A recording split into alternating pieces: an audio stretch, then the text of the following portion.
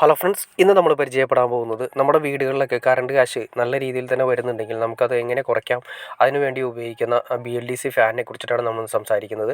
ഇന്ന് നമ്മൾ കൊടുത്തിരിക്കുന്നത് അതായത് വാൾ ഫാനാണ് പറഞ്ഞാൽ കൊടുത്തിരിക്കുന്നത്. BLDC ആണ് വരുന്നത്, റിമോട്ട് ഫാനാണ് വരുന്നത്.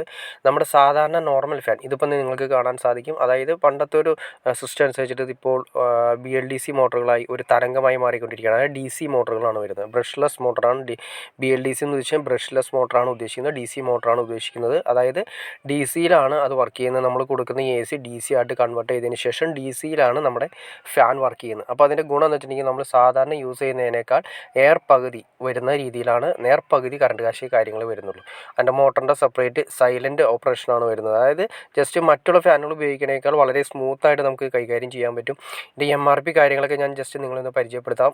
ഓൾറെഡി ഇതിൻ്റെ കമ്പനി ഞാൻ നിങ്ങൾക്ക് കാണാവുന്ന പോലെ ഓട്ടോമർബ് എന്ന് പറയുന്ന കമ്പനിയാണ്. ഡൽഹി ബേസ് ചെയ്ത കമ്പനിയാണ്. ഡൽഹി ബേസ് ചെയ്താണ് വരുന്നത്.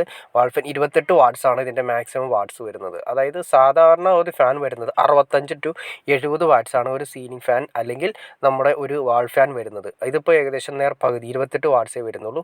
അപ്പോൾ അതുകൊണ്ട് തന്നെ നിങ്ങൾക്ക് മനസ്സിലാക്കാൻ സാധിക്കും കറണ്ട് കാശ് പകുതിയായിട്ട് കുറയ്ക്കാൻ സാധിക്കും. പിന്നെ ഇതിൻ്റെ വാറണ്ടി കാര്യങ്ങൾ പറയുന്നത് 2 വർഷത്തെ വാറണ്ടി ആയിരുന്നു. 1+1 2 വർഷം വാറണ്ടിയാണ് തരുന്നത്.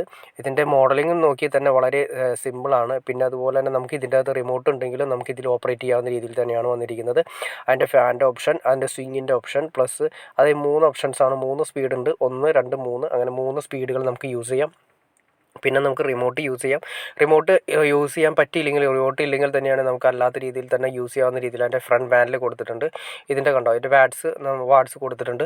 32 വാട്ട്സാണ് കൊടുത്തിരിക്കുന്നത്. സാധാരണ നോർമൽ വരുന്നത് 28 to 32 വാട്ട്സാണ് നോർമൽ ലെവലിൽ വരുന്നത്. ഇത് നോർമൽ വരുന്നിരിക്കുന്നത് 32 വാട്ട്സാണ് വരുന്നത്. പിന്നെ ഇത് സിമ്പിളായിട്ട് നമുക്ക് ഉറപ്പിക്കുന്നതിന് അതിൻ്റെ ബാക്കിൽ കാണുന്ന ക്ലാമ്പ് നിങ്ങൾക്ക് കാണാൻ സാധിക്കും. അത് ഭിത്തിയിൽ ഉറപ്പിക്കുക.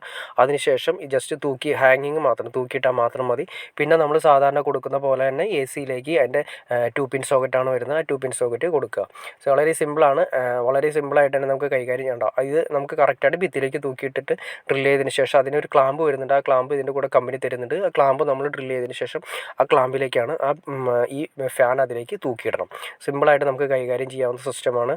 പിന്നെ അതുപോലെ തന്നെ നിങ്ങൾക്ക് മനസ്സിലാക്കാൻ സാധിക്കും ഇതിനൊരു പ്രത്യേക ഒരു അഡ്വാൻറ്റേജ് വരുന്നുണ്ട്. അതിൻ്റെ ഫ്രണ്ടിലെ ഗ്രില്ല്, ഇങ്ങനെയുള്ള ഫാനുകൾക്ക് കൂടുതലും കംപ്ലയിൻറ്റ് വരുന്നത് അതിൻ്റെ ഫ്രണ്ടിലെ ഗ്രില്ല് കംപ്ലയിൻ്റ് ആവുന്നു, അതിൻ്റെ റിബൺ കംപ്ലയിൻ്റ് ആവുന്നു. അതായത് ആ റിബൺ വരുന്നത് സ്ക്രൂ ടൈപ്പ് ആയിരുന്നു. ഇത് കുറച്ചുകൂടി അഡ്വാൻസ്ഡ് ആയിട്ട് ലോക്കിംഗ് സിസ്റ്റമാണ് വന്നിരിക്കുന്നത്.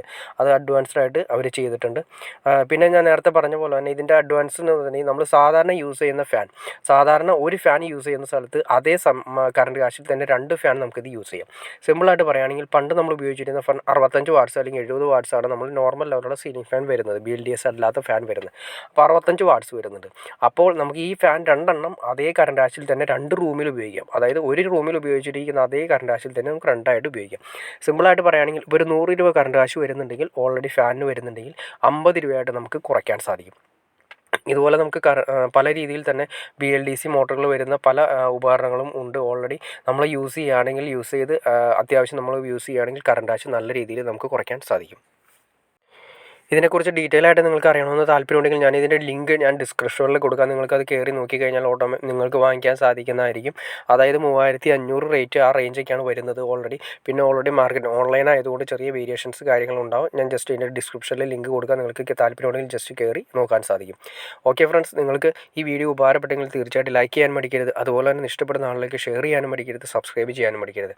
ഓക്കെ ഫ്രണ്ട്സ്, അടുത്ത വീഡിയോയിൽ കാണുന്നവരെ ഓക്കെ.